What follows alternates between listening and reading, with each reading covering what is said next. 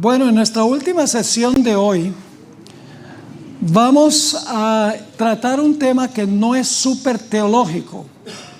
Nuestro último tema sobre el asunto del rapto, pues hay muchas cosas que decir de eso, muchos argumentos que tenemos que analizar, pero el tema que vamos a trazar ahora es un tema de mucha importancia, un tema que tiene que ver con la práctica específicamente.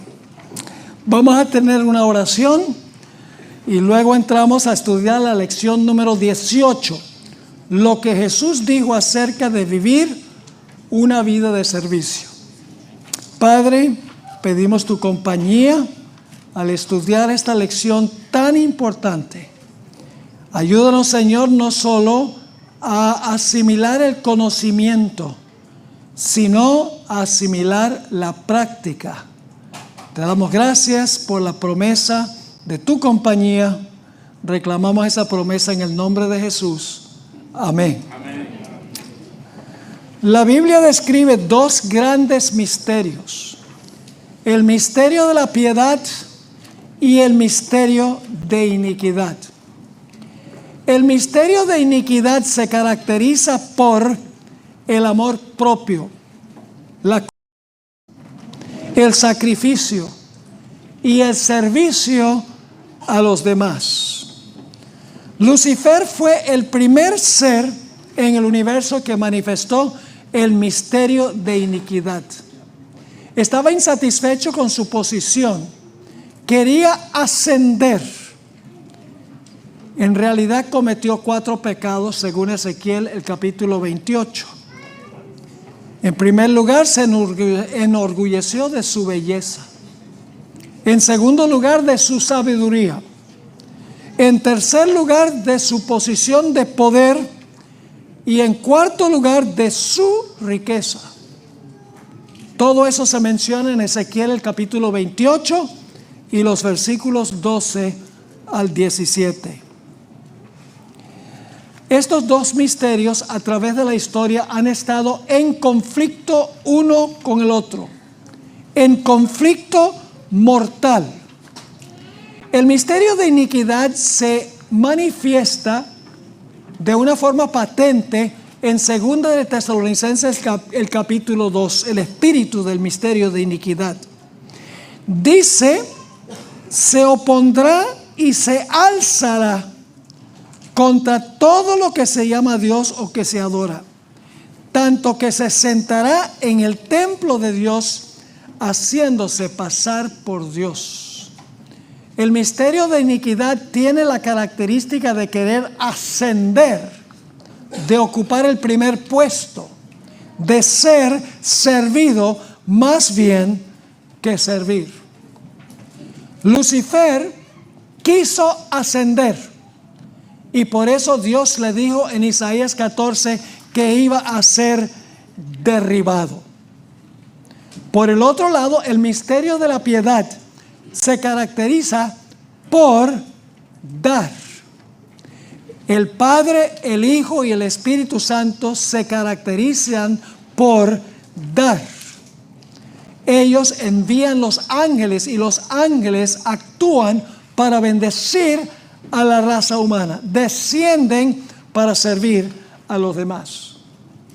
Hay varios textos de la Biblia que usan la palabra dar. Quiero leer esos versículos como los encontramos en la página 254, porque nos enseña la ley de la vida.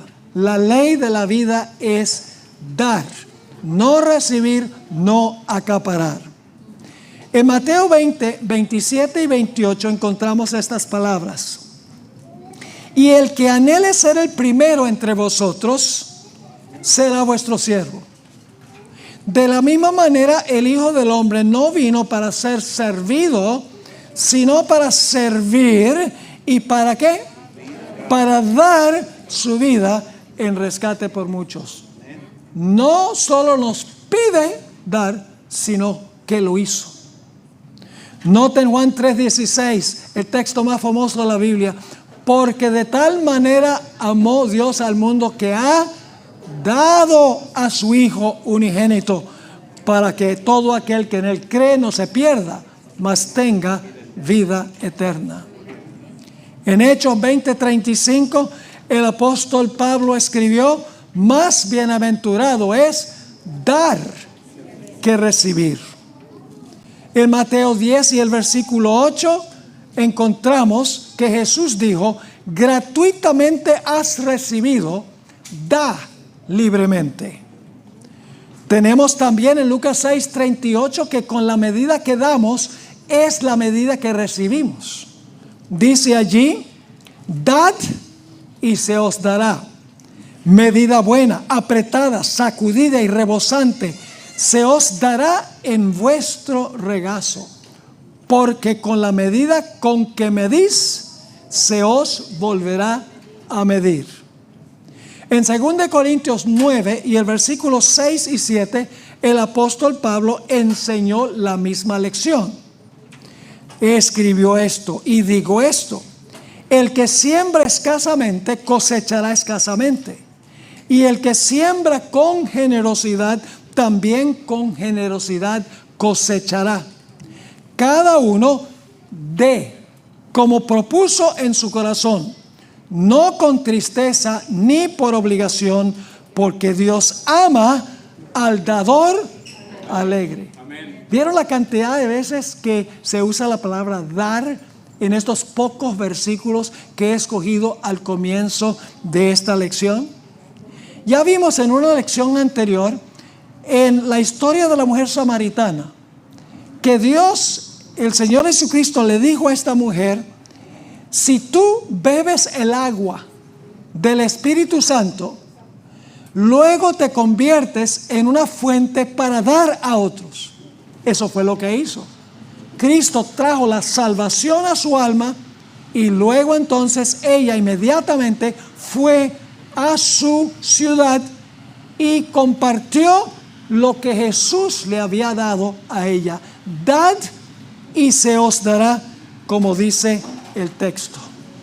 Ahora, hay muchas ilustraciones en la Biblia de este principio, ejemplos también de la naturaleza. El sol se consume a sí mismo para darnos luz. ¿Saben cuánto consume el sol por segundo? 1,5 millones de toneladas por segundo consume el sol para darnos calor y para darnos luz. La luna recibe la luz del sol solo para impartir la luz a la tierra de noche. Las nubes dan su nieve a las montañas. En la primavera la nieve se derrite y las montañas dan su agua a los arroyos. Los arroyos luego dan a otros arroyos, los arroyos a los ríos y los ríos al océano. El océano luego devuelve su agua a las nubes y el ciclo comienza de nuevo. Si en algún momento las montañas dijeran: ay, esta nieve hace que seamos tan lindas, no le vamos a dar la nieve a nadie, inmediatamente terminaría el ciclo de la vida y todos morirían. Los árboles son otra ilustración del principio de dar. Los árboles embellecen el paisaje. El sol golpea los árboles para darnos sombra.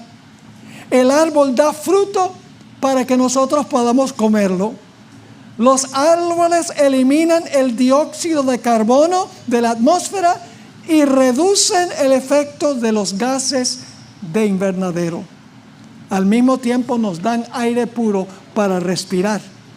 Los árboles nos dan madera para que podamos construir casas. Los árboles proporcionan un lugar en sus ramas para las aves construir nidos. Todo el principio es dar.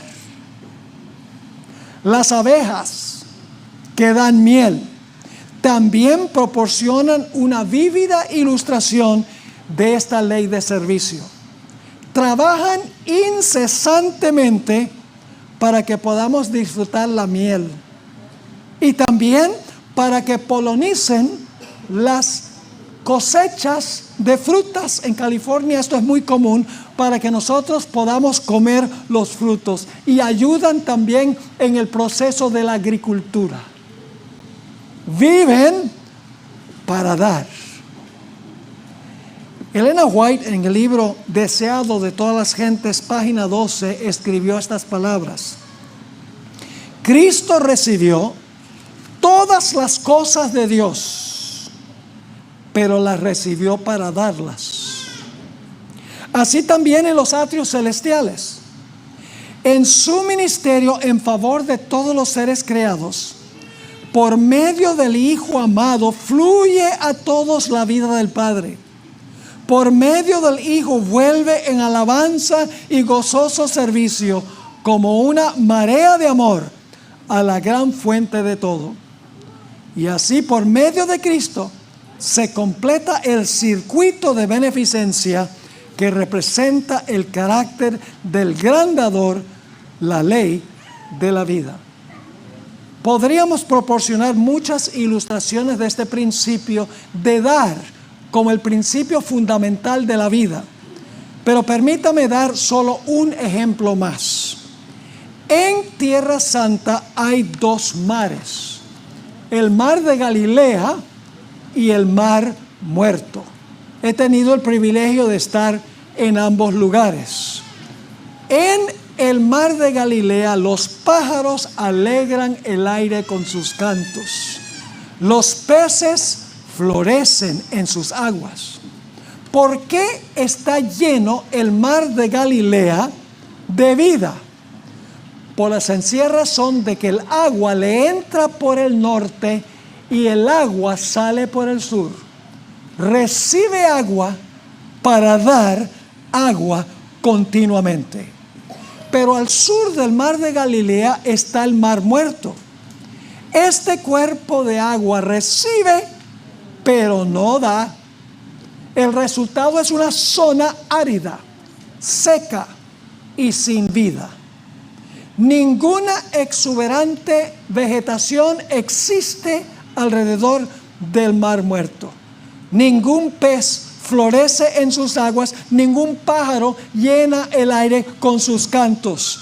El mar está muy bien nombrado muerto, porque no da. El área de vida a donde las personas les resulta más difícil aplicar la ley del servicio, la ley de dar, es en la forma como manejamos el dinero. Por eso el apóstol Pablo, en 1 Timoteo, el capítulo 6, estamos hablando ahora de mayordomía, una de las doctrinas cardinales de la Iglesia Adventista del Séptimo Día. A la gente les resulta difícil dar dinero. La tendencia es acaparar. Por eso el apóstol Pablo escribió en 1 Timoteo 6, y el versículo 6 al 10, unas palabras muy sabias. Escribió esto: sin embargo, grande ganancia es la piedad con contentamiento, porque nada trajimos a este mundo, y es evidente que nada podremos sacar. ¿Es cierto eso? Absolutamente. Y algunos dirán, bueno, pero el muerto en el féretro tiene el traje y mucho que le sirve. Así que teniendo, dice Pablo, el sustento y con qué cubrirnos, estaremos contentos con esto. Porque los que desean enriquecerse caen en tentación y trampa, y en muchas pasiones insensatas y dañinas, que hunden a los hombres en ruina y perdición. Porque el amor al dinero es raíz de todos los males, el cual, codiciando algunos, fueron descarriados de la fe y se traspasaron a sí mismos con muchos dolores. Palabras sabias del apóstol Pablo. Yo siempre he dicho que hay dos clases de personas en el mundo: los ricos y los que envidian a los ricos. Y ustedes posiblemente no están de acuerdo, Pero si se fijan, muchas veces envidiamos a los que tienen mucho y no nos damos cuenta en muchos casos lo miserables que son los que tienen muchos recursos y los acaparan. Es muy difícil para nosotros darnos cuenta de que Dios nos da todos los recursos necesarios para ganar dinero. En Deuteronomio 8:18 Dios le dijo a Israel: yo soy el que te doy poder para acumular riqueza. Dios nos da vida, nos da tiempo, nos da salud, nos da talentos, nos da inteligencia con que ganar dinero. Es decir, la honra y la gloria es para Él. Lamentablemente, la mayoría de las personas acumulan el dinero y lo usan con fines egoístas. Jesús tuvo más que decir del dinero que de cualquier otro tema en los evangelios. Me da la impresión de que Jesús veía los peligros del dinero, los potentes peligros del dinero. El dinero puede ser de gran bendición o puede también ser una maldición increíble.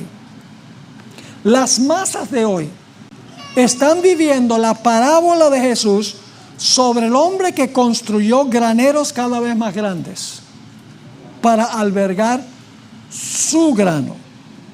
Como el hombre rico en la parábola de Rico y Lázaro, este hombre vivió suntuosamente mientras que los necesitados sufrían gran necesidad. Vamos a leer esa parábola de Jesús. Y les dijo: mirad, es decir, presta atención, guardaos de toda codicia, porque la vida de uno no consiste en la abundancia de bienes que posee. Sigue diciendo, entonces le refirió una parábola diciendo: las tierras de un hombre rico habían producido mucho, y él razonaba dentro de sí diciendo: ¿qué haré? Porque ya no tengo dónde juntar mis productos. Entonces dijo: esto haré, derribaré mis graneros y edificaré otros más grandes, y allí juntaré todo mi grano y mis bienes, y diré a mi alma: alma, muchos bienes tienes almacenados para muchos años. Descansa, come, bebe y alégrate. Pero Dios le dijo: necio, esta noche vienen a pedir tu alma, y lo que has provisto, ¿para quién será? En otras palabras, todo lo que tienes, ¿para quién es? Así es el que hace tesoro para sí y no es rico para con Dios. ¿Sabe lo que yo digo, por ejemplo, al dueño de Amazon? Multimillonario. ¿Sabe lo que yo le digo a él? Algún día todo lo que tú tienes va a ser mío.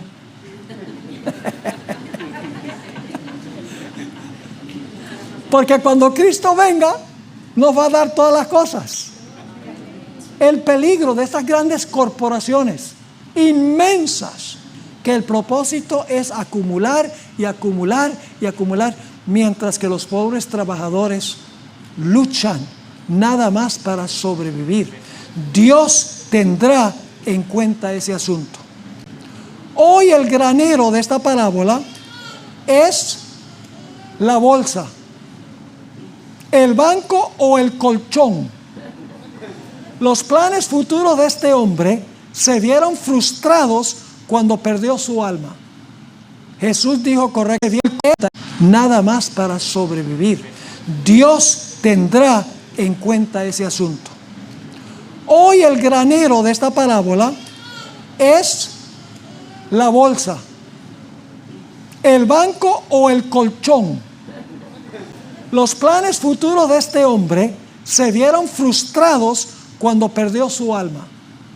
Jesús dijo correctamente en Mateo 16, 25 y 26: porque el que quiera salvar su vida la perderá, y el que pierda su vida por causa de mí la hallará.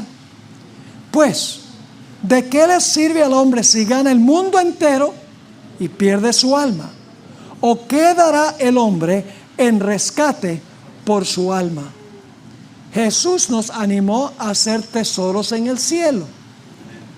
Dice en Mateo 6, 19 al 21, no acumuléis para vosotros tesoros en la tierra, donde la polilla y el óxido corrompen y donde los ladrones se meten y roban. Más bien acumulad para vosotros tesoros en el cielo, donde ni la polilla ni el óxido corrompen y donde los ladrones no se meten ni roban. Porque donde esté tu tesoro, allí también estará tu corazón. El problema de no ser generoso no es un problema de dinero, es un problema del corazón. Hay que reparar el corazón. Yo mencionaba que yo tenía un pastor asociado a donde yo pastoreé en Fresno por 20 años en una iglesia, y él era de mucha ayuda. Era jubilado, pero trabajaba como chairman de la junta, etc. Y él siempre decía, cuando se paraba para hacer la apelación de los diezmos y ofrendas, decía: en esta iglesia hay mucho dinero, todo está en el bolsillo de ustedes. Y así sucede mucho en la iglesia.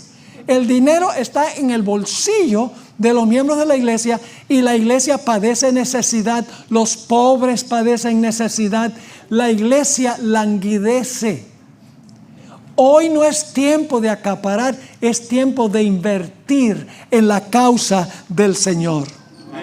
Ahora alguno dirá: ¿cómo depositamos dinero en el cielo? ¿Cómo podemos enviar nuestro giro de dinero al cielo? La respuesta ustedes saben cuál es. Podemos invertir en su causa aquí en la tierra, que pagará dividendos de almas en el reino venidero. Todo dinero que nosotros invertimos en la causa del Señor, que resulta en ganancia de almas, es dinero que pagará dividendos eternos, porque habrá almas en el reino como resultado de la inversión que nosotros hemos hecho. Ahora hablemos un poco del diezmo.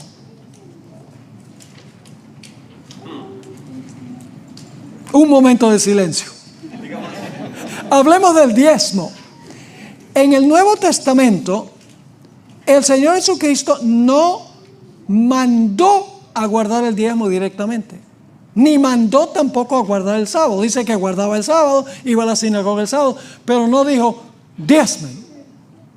¿Por qué? Porque los judíos estaban guardando el sábado. De nada valía decir guarden el sábado. Los judíos estaban diezmando la menta, el eneldo y el comino.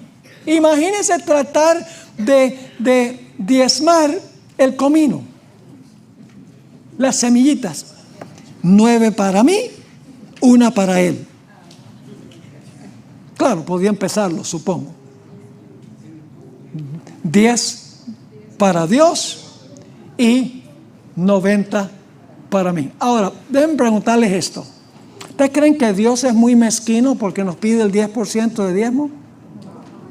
Imagínense que yo comenzara una empresa, porque tengo un amigo que es multibillonario, y él dice: mira, yo te voy a dar todo el dinero para que tú empieces la empresa, te voy a pagar todos los empleados, te voy a dar todo el capital, y yo lo único que quiero es que tú te quedes con el 90 y me des el 10. ¡Ay, qué mezquino eres! No, ese es un negociazo. Claro que sí, con mucho gusto. Dios nos pide que nosotros le devolvamos el 10%. Y escuchen bien, esto es muy importante. La devolución del diezmo no es generosidad, es un asunto de honestidad, porque no es nuestro. Pasa por nuestras manos directamente al Señor. Algunos dicen: pero pastor, yo no tengo suficiente dinero para diezmar. Y lo que yo les digo es que yo te doy una fórmula donde siempre te va a alcanzar para diezmar. Diezma primero. Pero entonces no puedo pagar las cuentas. Entonces, mejor pagar las cuentas y robarle a Dios. Claro que no. Hay que devolver el diezmo primero. y se debe devolver en la iglesia para el sostén de la predicación del Evangelio. Ahora, aunque el Señor Jesucristo no dio un mandato directo de diezmar, Él tuvo algo que decir en cuanto al diezmo. Noten Mateo 23:23. Ay de vosotros, escribas y fariseos hipócritas, porque entregáis el diezmo de la menta, del eneldo y del comino, pero habéis omitido lo más importante de la ley, a saber, el juicio, la misericordia y la fe. Era necesario hacer estas cosas, es decir, la justicia, la misericordia y la fe, sin omitir aquellas, es decir, sin olvidar diezmar la menta, el eneldo y el comino.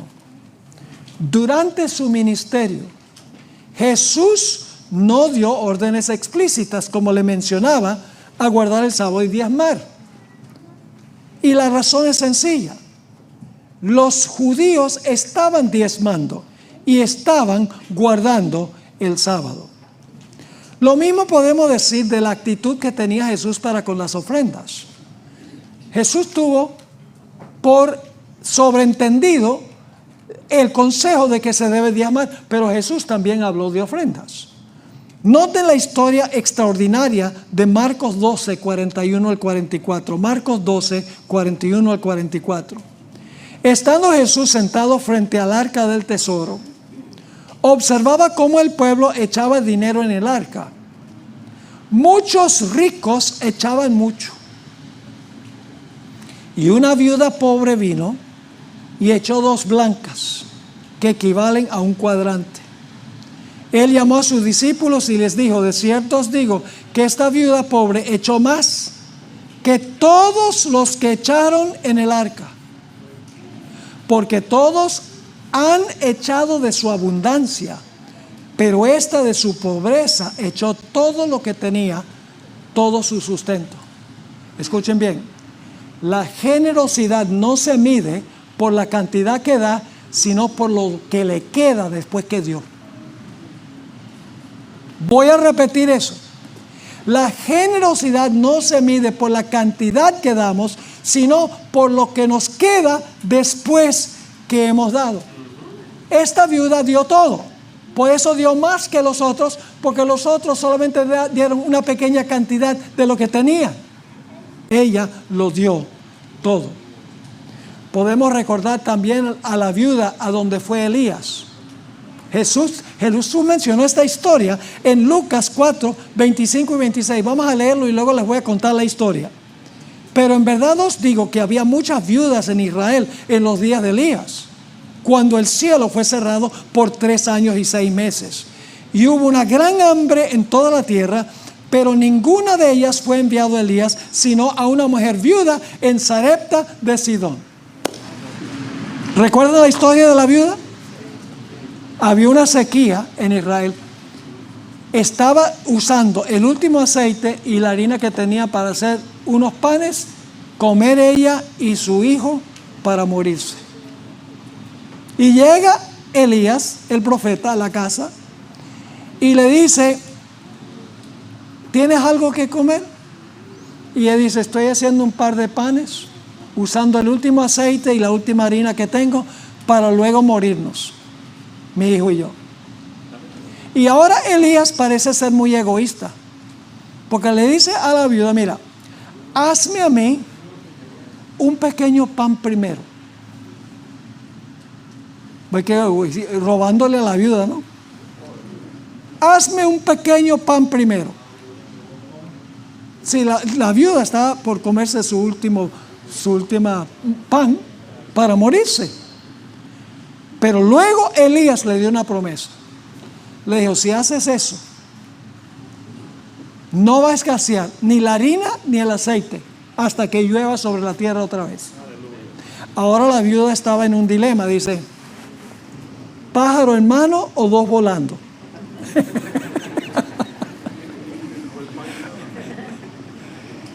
¿Qué seguridad tengo de que si yo hago lo que dice el profeta, que de verdad va a cumplirse la promesa que él dio? Pero ella escogió obedecer lo que dijo el profeta. El profeta, el ministro de Dios. Y cuando ella hizo eso, no escaseó ni la harina ni el aceite hasta que llovió sobre la tierra. Por eso dice Dios: traed todos los diezmos y las ofrendas al alfolí, y haya alimento en mi casa, y abriré las ventanas del cielo y te derramaré bendición hasta que sobreabunde. La única forma como puedes saber que eso es cierto es probándolo. Por fe, creerlo y hacerlo. Y les aseguro, hermanos y hermanas, en mi experiencia personal, yo diezmo y devuelvo un segundo diezmo. Además de eso, de contribuir para necesidades individuales, para los conquistadores, para los pobres, para diferentes proyectos. Y les digo una cosa, que mientras más doy, más bendiciones recibo. Una de esas bendiciones es buena salud. Gracias a Dios, que a los 73 años puedo predicar 4 horas seguidas. Duermo bien, como bien, todas esas son bendiciones de Dios. Cuando somos fieles, hermanos y hermanas, Dios se encarga de bendecirnos más allá de lo que nosotros podemos imaginarnos. En el libro de Malaquías, el capítulo 3 y el versículo 10 dice: traed todo el diezmo al tesoro, y haya alimento en mi casa, que es la iglesia. Probadme en esto, ha dicho Jehová de los ejércitos, si no os abriré las ventanas de los cielos y vaciaré sobre vosotros bendición hasta que sobreabunde. Dios no derrama bendición así, bendición mezquina, no. Dice: te voy a dar hasta que sobreabunde, más de lo que tú te puedes imaginar. Cuando somos fieles al dar nuestros diezmos y ofrendas, recibimos bendiciones tan grandes que no tenemos espacio para recibirlas. Eso es lo que promete Dios. Jesús dijo que era extremadamente difícil para un hombre rico entrar en el reino de los cielos. No porque sea pecaminoso ser rico, sino porque los ricos se enamoran de sus riquezas y descuidan las necesidades de sus semejantes que son menos afortunados que ellos. Y eso fue lo que hablamos hace un par de presentaciones sobre la historia del rico y Lázaro. Solamente le dejaba las migajas a Lázaro, y los perros venían y lamían sus llagas. Es decir, decía: si quieres estar debajo de la mesa está bien, cómete unas migajitas de pan. Pero no hacía lo necesario para aliviar el sufrimiento de ese pobre Lázaro. Por favor, lean cuidadosamente, con espíritu de oración, Marcos 10, 17 al 31. La lección central que estamos estudiando en esta lección, que es muy práctica, se encuentra repetidas veces en este pasaje. Les animo que lo lean. No planearás invertir en el banco universal del cielo siendo fiel a Dios, no solamente con tu dinero, sino con tu tiempo, talentos y fuerza física. Ojalá que Dios nos dé el corazón para hacer eso. Ahora, quiero concluir nuestro estudio hablando de la revelación más grande de lo que es ocupar una posición de humildad en comparación con otra persona. Ahora, yo voy a compartir con ustedes algo con lo cual algunos están en desacuerdo. Quiero decirles, el Padre y el Hijo son 100% Dios. Son igualmente Dios. Ninguno es menos Dios que el otro. Pero ahora escuchen bien. El Señor Jesucristo, desde la eternidad pasada, en su ministerio terrenal, ahora en el cielo y por la eternidad, voluntariamente se ha sujetado a la autoridad de su Padre. Y algunos dicen: Él debe reclamar sus derechos. Si es igual, 100% Dios, ¿Cómo se va a sujetar a la autoridad del Padre? Debe reclamar sus derechos. Yo quiero ahora mostrarles, y no vamos a poder leer todos los versículos, pero vamos a leer un buen número de versículos, a donde la más grande demostración, hermanos y hermanas, de este principio, de estar dispuesto de dar, de ocupar el segundo lugar, de servir, está en la relación entre Dios el Padre y su Hijo Jesucristo. 100% Dios, pero voluntariamente sujeto a la autoridad de su Padre. Hablemos de la creación. Ya hablamos sobre eso en un tema anterior. ¿Quién creó este mundo? El Padre. ¿Cómo lo creó el Padre? Ustedes saben que leímos una cita del Espíritu de Profecía donde dice que Jesús desempeñó la voluntad del Padre en la creación de este planeta. Todas las cosas fueron hechas por medio de Él. Nos dice en Juan 1 y el versículo 1 al 3. Y ustedes dicen, bueno, entonces Jesús es inferior al Padre porque el Padre desarrolló el plan y Cristo implementó el plan conforme a el plan del Padre. ¿Es inferior Jesús por eso? No, no es inferior, es 100% Dios. Y saben que la sierva del Señor dice en Patriarcas y Profetas que el Señor Jesucristo desempeñó la voluntad del Padre en la creación de todas las huestes del cielo. No solo cuando creó al hombre aquí, en armonía con el plan del Padre, sino aún en el cielo, todo el universo fue creado por Jesús, implementando el plan del Padre. Ahora, esa es la creación. Podría leer varios versículos. Leamos uno nada más, el que encontramos en 1 Corintios 8 y el versículo 6. Fíjense lo que dice. Sin embargo, para nosotros hay un solo Dios, el Padre, de quien proceden todas las cosas, y nosotros vivimos para Él. Y un solo Señor Jesucristo, mediante el cual existen todas las cosas, y también nosotros vivimos por medio de Él. Amén. Del Padre por el Hijo. El Hijo desempeñando la obra del Padre, aunque 100% Dios. ¿Quién envió a Jesús a este mundo? ¿Será que Jesús vino por su propia cuenta? ¿Quién envió a Jesús?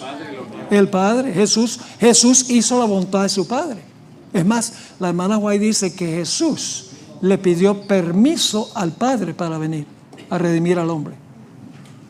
Pero si Jesús es igual al Padre, 100% Dios, ¿por qué tiene que pedir permiso? Porque Jesús ha voluntariamente sujetado su voluntad a la voluntad de su Padre.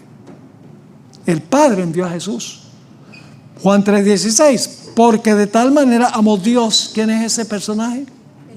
El Padre al mundo, que ha dado a su Hijo unigénito. ¿Quién preparó el cuerpo encarnado de Jesús? El Padre. Noten lo que dice Hebreos 10, 5 al 7. Por lo tanto, entrando en el mundo, Él dice, aquí está hablando Jesús, sacrificio y ofrenda no quisiste, pero me preparaste un cuerpo. Está hablando al Padre. Holocaustos y sacrificios por el pecado no te agradaron. Entonces dije, heme aquí para hacer, oh Dios, tu voluntad. Como en el rollo del libro está escrito de mí. ¿Quién preparó el cuerpo de Jesús para la encarnación? El Padre. ¿Y qué dijo Jesús? Heme aquí para hacer tu voluntad. Yo pregunto, ¿Jesús exaltó a su Padre durante su ministerio? Amén. Sí, Señor. Fíjense lo que dice Juan 14:28. Oísteis que yo os dije, voy y vuelvo a vosotros. Si me amarais, os gozaríais de que voy al Padre, porque el Padre es mayor que yo. Wow. Juan 5:30, Jesús dijo, yo no puedo hacer nada de mí mismo. Como oigo, juzgo, y mi juicio es justo, porque no busco la voluntad mía, sino la voluntad ¿de quién? Del Padre que me envió. Otro texto, Juan 6:38, hay muchísimos más. Porque yo he descendido del cielo no para hacer la voluntad mía, sino la voluntad del que me envió. ¿La voluntad de quién hizo Jesús durante su encarnación? Del Padre. ¿Siguió siendo Dios 100%? ¿Tanto Dios como el Padre? Sí, Señor. Pero vino a hacer la voluntad del Padre. Ahora, en el huerto de Getsemaní, ¿la voluntad de quién quería ser Jesús? Vamos a leer Mateo 26, 39 y los versículos 42 y 44. Pasando un poco más adelante, se postró sobre su rostro orando y diciendo: Padre mío, de ser posible, pase de mí esta copa, pero no sea como yo quiero, sino como tú. Por segunda vez, versículo 42, se apartó y oró diciendo: Padre mío, si no puede pasar de mí esta copa sin que yo la beba, hágase tu voluntad. Versículo 44, dejándolo se apartó de nuevo y oró por tercera vez, repitiendo las mismas palabras. Ahora yo pregunto, ¿a quién glorificó Jesús? Noten Juan 17, 4 y 5. Yo te he glorificado en la tierra, habiendo acabado la obra que me has dado que hiciera. Ahora pues, Padre, glorifícame tú en tu misma presencia con la gloria que yo tenía en tu presencia antes que existiera el mundo. ¿A quién glorificó Jesús? A su Padre. Y le está pidiendo a quién que lo glorifique a él. El Padre. ¿Quién resucitó a Jesús? El Padre. Y usted dice: pastor, Jesús se resucitó con su propio poder. Jesús tiene inmortalidad. ¿Sí? Jesús se resucitó a sí mismo, pero déjenme explicarles cómo ocurrió. Cuando Jesús murió en la cruz, lo último que dijo: Padre, en tus manos encomiendo mi espíritu. ¿Saben por qué dijo eso? Porque en la mañana de la resurrección, el Padre tenía que llamarlo del sepulcro. Y el Espíritu de Profecía dice que en la mañana de la resurrección descendieron dos ángeles del cielo. Uno de los ángeles rodó la piedra y se sentó encima de la piedra. El otro ángel se paró delante del sepulcro y dijo: oh Hijo de Dios, tu Padre te llama. Amén. Y en ese momento, escuchen bien, Jesús salió del sepulcro por la vida que estaba en él. Pero el Padre fue el que le autorizó que resucitara y que tomara su vida de nuevo. Y usted dice: ¿el Padre resucitó a Jesús? Vamos a leer algunos versículos. Entonces Jesús, gritando a gran voz, dijo: Padre, en tus manos encomiendo mi espíritu. Y habiendo dicho esto, expiró. Hechos 30, 30 veces en Hechos dice que el Padre lo resucitó. Pero Dios le resucitó de entre los muertos. Hechos 13:30. Hechos 13:37. En cambio, aquel a quien Dios levantó no vio corrupción. Hechos 17:31. Por cuanto el Padre ha establecido un día en el que ha de juzgar al mundo con justicia por medio del hombre a quien ha designado, dando fe de ello a todos. ¿Al qué? Al resucitarle de entre los muertos. Según el libro de Hechos, ¿quién resucitó a Jesús? El Padre. ¿Quién exaltó a Jesús al cielo? El Padre. Bueno, ¿y Jesús acaso no es Dios? ¿No debe exigir sus derechos? No, porque ese es el principio del misterio de iniquidad. La relación entre el Padre y el Hijo nos enseña cómo debemos hacer nosotros. ¿Quién exaltó a Jesús? El Padre. Noten lo que dice Filipenses el capítulo 2 y el versículo 5 al 11. Hay a vosotros esta manera de pensar que hubo también en Cristo Jesús.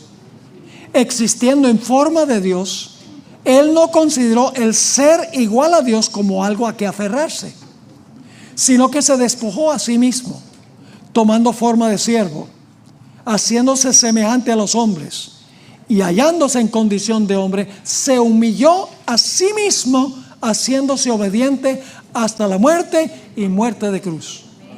Ahora escuchen, como se humilló, ahora ¿qué va a hacer Dios? Por lo cual también Dios le exaltó hasta lo sumo y le otorgó el nombre que es sobre todo nombre. ¿Quién exaltó a Jesús? ¿Y quién le dio el nombre? Le dio un nombre que es sobre todo nombre, para que en el nombre de Jesús se doble toda rodilla de los que están en los cielos, en la tierra y debajo de la tierra, y toda lengua confiese que Jesucristo es el Señor, para la gloria de Dios el Padre. Y dice en Hechos 5:31, a este lo ha enaltecido Dios con su diestra como príncipe salvador, para dar a Israel arrepentimiento y perdón de pecados. Yo pregunto, ¿Jesús está sujeto a la autoridad del Padre ahora en el cielo? Vamos a leer 1 Corintios 11:3. Pero quiero que sepáis que Cristo es la cabeza de todo hombre. ¿Tienen algún problema con eso? ¿Que Jesús es la cabeza de todo hombre? No, no hay problema. Y el hombre es la cabeza de la mujer. Ese sí es problemático, ¿no?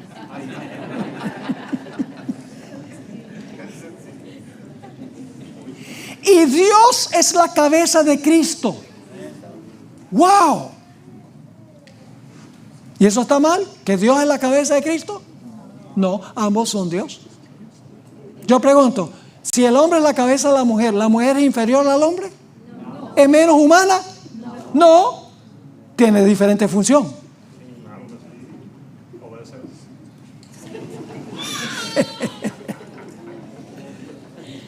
Ahora, yo pregunto, ¿quién nombró a Jesús para ser juez?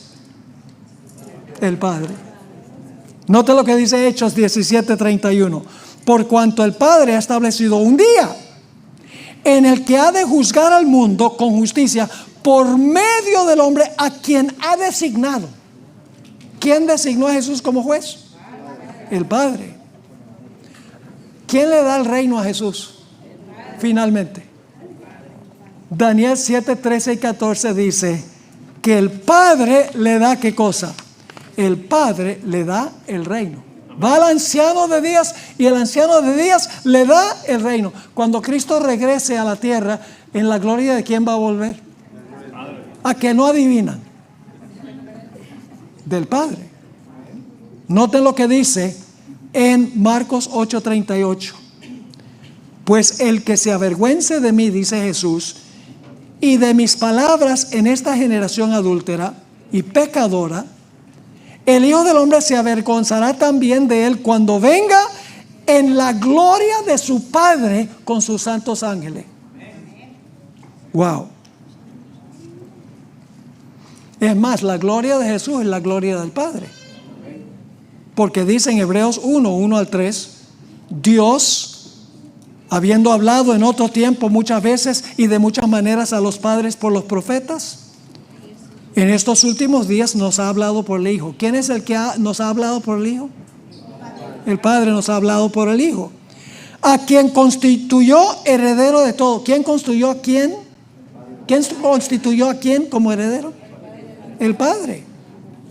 ¿Y por medio de quién asimismo hizo el universo? ¿Quién? ¿Por medio de quién hizo el universo? El Padre, por Jesús. Él es el resplandor de su gloria. ¿De la gloria de quién? Del Padre. Y la expresión exacta de su naturaleza. Quien sustenta todas las cosas con la palabra de su poder. Y cuando había hecho la purificación de los pecados, se sentó a la diestra de la majestad en los cielos. Jesús estará eternamente sujeto al Padre. ¿Y saben que a la gente no le gusta eso? La gente me tilda de hereje por decir eso, porque piensan que estar sujeto es ser inferior. Falso argumento. Estar sujeto no es ser inferior. Dos personas pueden ser 100% humanos y uno funcionalmente estar sujeto al otro. Fíjense la prueba bíblica de que Jesús se va a sujetar a su Padre en la eternidad futura, después que el pecado sea sacado del universo. Dice allí en 1 Corintios, capítulo 15 y el versículo 26. El último enemigo que será destruido es la muerte. Porque, voy a agregar aquí de quién está hablando, porque hay muchos pronombres aquí. Y hay que estudiarlo con cuidado para saber de quién está hablando. Porque el Padre ha sujetado todas las cosas debajo de sus pies. El Padre ha sujetado todo debajo de los pies ¿de quién? Jesús. De Jesús. Pero cuando el Padre dice todas las cosas están sujetas a Él, cuando el Padre dice todo está sujeto a Jesús, claramente el Padre está exceptuado, aquel que le sujetó todas las cosas. El Padre es la excepción de lo que está sujeto a Jesús. Pero cuando aquel le ponga en sujeción todas las cosas a Jesús, entonces el Hijo mismo también será sujeto al Padre que le sujetó todas las cosas, para que Dios el Padre sea el todo en todos. Amén. Eternamente el Hijo se sujetará a la voluntad del Padre. Este mensaje es vital, hermanos y hermanas. Jesús muchas veces dijo: el que es primero, hágase postrero, y el que es postrero sea primero. No porque uno sea inferior al otro, sino está la ley del servicio, la ley de dar, la ley de ocupar el segundo lugar en términos de función, no en términos de naturaleza. No digan por ahí que el pastor Borg cree que Cristo es inferior al Padre porque está sujeto al Padre. No. Es cuestión de función, no cuestión de su naturaleza como Dios. Es 100% Dios. Vamos a leer algunos textos aquí ya para concluir el tema que estamos tratando. Marcos 9, 33 al 35. Llegó a Capernaum y cuando estuvo en casa, Jesús les preguntó a los discípulos: ¿qué disputabais entre vosotros en el camino? Pero ellos callaron, porque lo que habían disputado los unos con los otros en el camino era sobre quién era el más importante. Entonces se sentó, llamó a los 12 y les dijo: si alguno quiere ser el primero, deberá ser el último. Y Jesús no solo lo predicó, sino lo practica. Y de todos, y el siervo de todos. El más grande es el siervo. A nosotros nos resulta difícil creer eso porque somos egoístas por naturaleza. Queremos ser los primeros. Noten el siguiente ejemplo, Lucas 14, 7 al 11. Observando a los invitados cómo escogían los primeros asientos a la mesa, refirió una parábola diciéndoles: cuando seas invitado por alguien a una fiesta de bodas, no te sientes en el primer lugar. No sea que otro más distinguido que tú haya sido invitado por él, y que viniendo el que os invitó a ti y al otro, te diga: da lugar a este, y luego comiences con vergüenza a ocupar el último lugar. Más bien, cuando seas invitado, ve y siéntate en el último lugar, para que cuando venga el que te invitó diga: amigo, sube más arriba. Entonces tendrás gloria delante de los que se sientan contigo a la mesa, porque cualquiera que se enaltece será humillado, y el que se humilla será enaltecido. ¿Están entendiendo esto? En Mateo 23, 11 y 12 dice: pero el que es mayor entre vosotros será vuestro siervo. Porque el que se enaltece será humillado, y el que se humilla será enaltecido. Hermanos y hermanas, nosotros tenemos la tendencia de evaluar a la gente a la luz de su apariencia, los carros que manejan, la casa en que viven, sus títulos educativos, su rango, su estatus social, su asociación de partidos, su género, su nacionalidad, su raza y su casta. Pero para Dios, los más humildes son los más grandes en el reino. Santiago 4:10 dice: humillaos delante del Señor y Él os exaltará. Y el apóstol Pedro dijo lo mismo en 1 Pedro 5:6: humillaos pues bajo la poderosa mano de Dios, para que Él os exalte al debido tiempo. Vamos a leer el último texto, Isaías 14:12.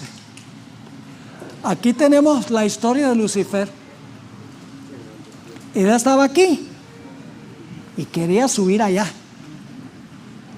Y como quiso subir allá, el Señor lo bajó acá. Fíjense cómo dice.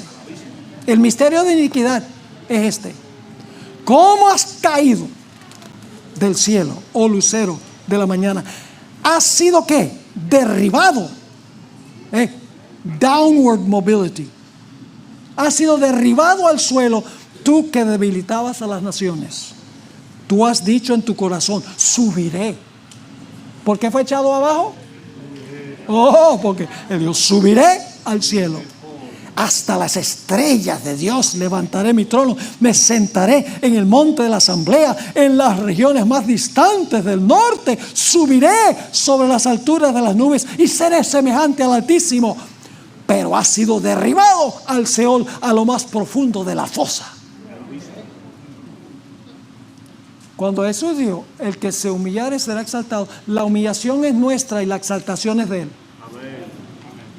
Y el que se exaltare es la persona que se exalta, y entonces Dios la humilla. Esta es la lección más importante que podemos aprender en la vida. Dar. Estar dispuesto de ocupar el último lugar si es necesario. Servir. Como toda la naturaleza enseña esa gloriosa lección.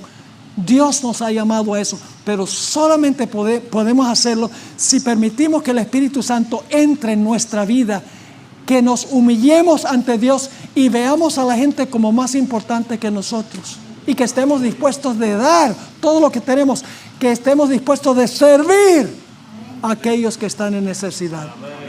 Ese es el gran principio de la vida, y el egoísmo es el gran principio de la muerte.